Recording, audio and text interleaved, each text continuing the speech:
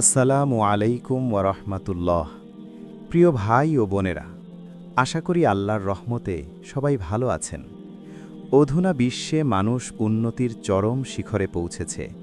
সব কিছু পেয়েছে, গাড়ি, বাড়ি, ধন দৌলত। তবুও দিন শেষে একটাই কথা, ভালো লাগে না কিছুই।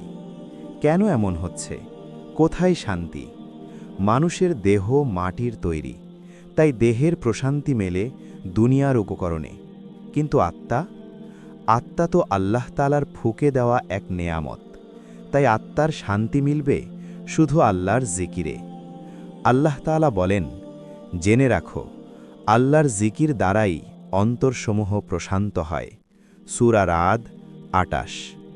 রাসূল সাল্লাল্লাহু আলাইহি ওয়াসাল্লাম বলেছেন, যে তার প্রতিপালকের জিকির করে আর যে করে না, তাদের তুলনা জীবিত ও মৃতের ন্যায়।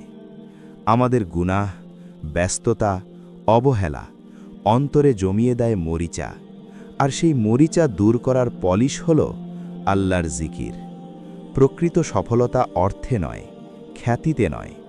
আল্লাহ বলেন, তোমরা আল্লাহকে অধিক পরিমাণে স্মরণ করো, যেন তোমরা সফল হতে পারো। নিরাপত্তা চাই আমরা সবাই, তবুও ভয় কাটে না।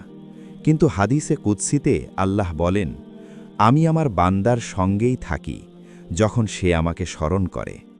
ভাবুন, যদি আল্লাহ আপনার সঙ্গে থাকেন, তবে ভয় কিসের? সর্বশ্রেষ্ঠ জিকির লা ইলাহা ইল্লাল্লাহ। সবচেয়ে প্রিয় ৪টি বাক্য সুবহানাল্লাহ, আলহামদুলিল্লাহ, লা ইলাহা ইল্লাল্লাহ, আল্লাহু আকবার।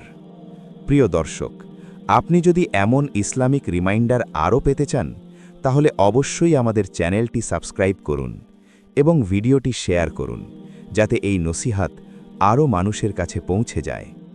আসুন আজ থেকেই শুরু করি অন্তরের প্রশান্তির যাত্রা। সুবহানাল্লাহ, আলহামদুলিল্লাহ, লা ইলাহা ইল্লাল্লাহ, আল্লাহু আকবার। আল্লাহ আমাদের অন্তরকে তার জিকিরের মাধ্যমে প্রশান্ত করে দিন। আমিন।